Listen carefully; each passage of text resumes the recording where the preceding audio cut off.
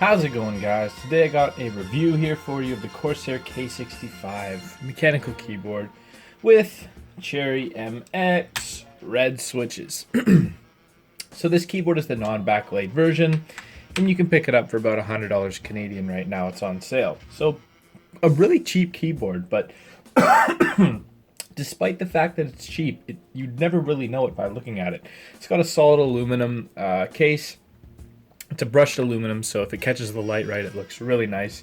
It's also got the light gray WASD keys along with the arrow keys to sort of match the case, which looks really nice in real life. On the back, plugs in with a detachable mini USB cable. It's got the stands here as well. They come out from the side and they provide a pretty decent amount of elevation, enough to be comfortable for me anyway. And the whole thing in general feels pretty heavy. It's not super heavy, but it's got a nice weight to it, so you know that it's a pretty solidly built component. Now, the MX red switches are fantastic for gaming, and for typing, I personally love them. However, I feel like it's worth noting a lot of people don't like red switches for typing because they're so light and they provide no tactile bump. So people aren't really sure if they hit the key, if it registered, and some people accidentally hit keys all the time and they register without them knowing it just because it's so light, and again, there's no bump to indicate that the key has been actuated. So keep that in mind. I think that if this is your first mechanical keyboard, that really won't be an issue for you. You'll get used to it pretty quick, but people that are coming from blues or greens or even brown switches, it might take a little more getting used to, like it did for me. But I can honestly say it's fantastic. I love typing on it. It's just very smooth. I will do a type test later so you guys can sort of hear how it sounds. But I just want to go over the media keys real quick here. So it's got the mute button there. It's got the volume down, the volume up. And a really cool feature is the Windows lock key. So if you hit that, then this Windows key is no longer an issue. What I mean by that is if you're gaming and you hit the Windows key, you're going to stay in the game. You're not going to get alt-tabbed out. And you don't have to get yourself reset up. That happened to me while I was playing the BF1 beta when I was playing on a different keyboard. So I really appreciate that feature. And then if you hit it again, the light goes off and you can now use the Windows key as you normally would. On the topic of the bottom row here though, the one thing I really don't like about this keyboard, what they've done is they've actually used a non-standard layout for the bottom row.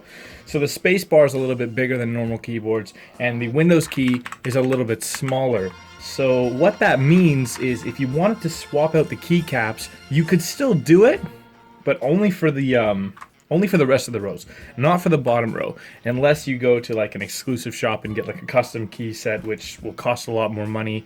It's a lot more cumbersome, and I don't even know if any shops exist for Canadian customers. I think that might only be an American thing.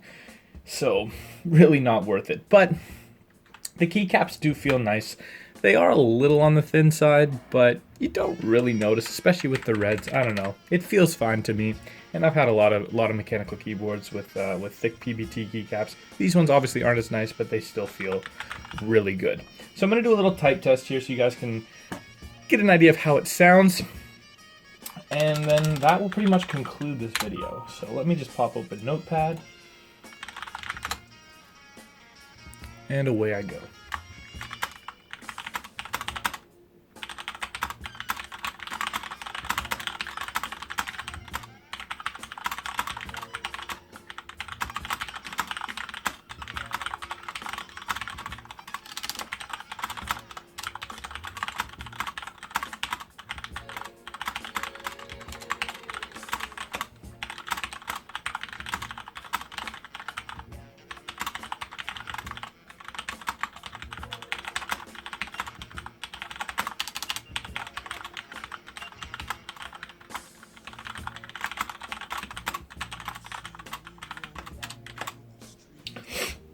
Again, it is a fantastic feeling keyboard. The red switches are really nice to type on, even better to game on, especially for first-person shooters. I found that playing Counter-Strike and Battlefield with this really great.